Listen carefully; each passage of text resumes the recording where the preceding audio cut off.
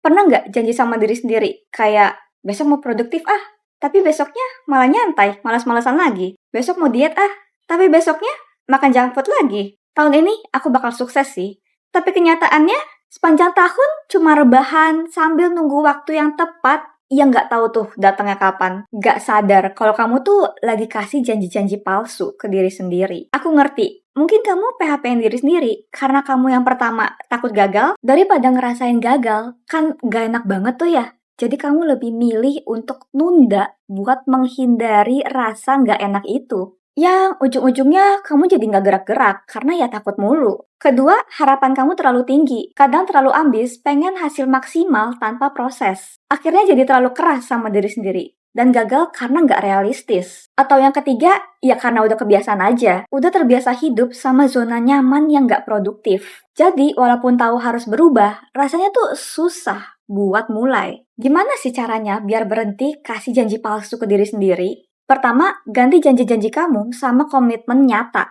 Kalau kamu selalu bilang, oke besok aku mau diet, coba deh komit sama yang kecil-kecil dulu. Kayak, oke hari ini aku mau makan sehat.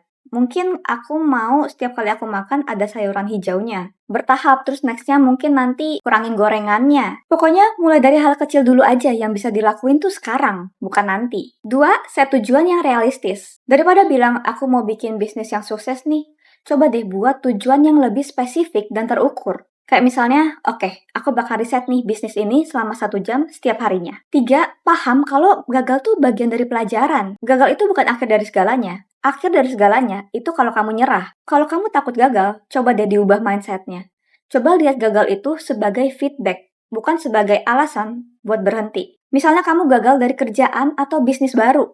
Coba deh kamu evaluasi, kira-kira apa sih yang bisa kamu pelajari dari ini? Supaya nextnya tuh kamu nggak ngulangin kegagalan yang sama. 4. Atasin sifat nunda-nunda kamu itu dengan action kecil. Kalau lagi mager, males, coba deh langsung kerjain aja hal yang kecilnya. Kalau kamu lagi nunda tugas atau laporan, coba deh langsung aja buka laptop, tulis 5 kalimat pertama. Langsung mulai, karena itu lebih gampang daripada tuh kamu mikir dulu.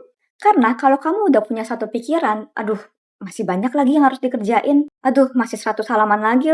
Nah, akhirnya jadi overwhelmed di pikiran dan nggak mulai-mulai. Biasanya kalau langsung mulai, itu kita jadi udah ngalir sendiri. Dari 5 kalimat, jadi 5 halaman mungkin. 5. Buat rutinitas yang positif. Misalnya nih kamu mulai males bangun pagi atau nggak produktif, coba deh buat rutinitas yang bantu kamu gerak. Mulai dari mungkin bangun pagi 10 menit lebih awal, terus minum air, terus perenggangan. Pokoknya mulai aja dari hal simpel yang bisa kamu kontrol. Coba mulai komit sekarang, bukan nanti. Tiap langkah kecil itu berharga. Waktu itu nggak bakal datang sendiri kalau kamu yang nggak luangin waktu untuk itu. Oke, aku tantang kamu, setiap harinya untuk janji ke diri sendiri selama 30 hari, satu hal kecil yang sesuai atau sejalan sama resolusi kamu tahun ini. Masih inget gak resolusinya? Jangan-jangan udah lupa lagi. Tapi serius, coba deh lakuin mulai hari ini dan share di kolom komen kalau kamu siap ngejalanin tantangannya. Oke, see you in the next video. Wakey wakey honey.